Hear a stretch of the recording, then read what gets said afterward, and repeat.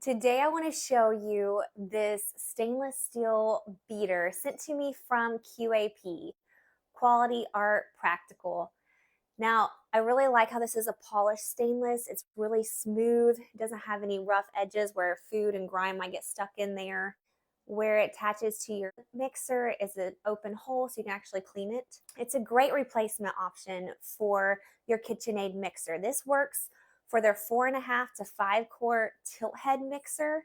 Since it's stainless steel, it doesn't chip. I like that you can put this in the dishwasher and you don't have to worry about it corroding. I was really impressed with how well this worked for my cookies today. Mixed this up really good. Really love how practical this is. My beater that came with the KitchenAid mixer had gotten a lot of chips on it and it just was unusable.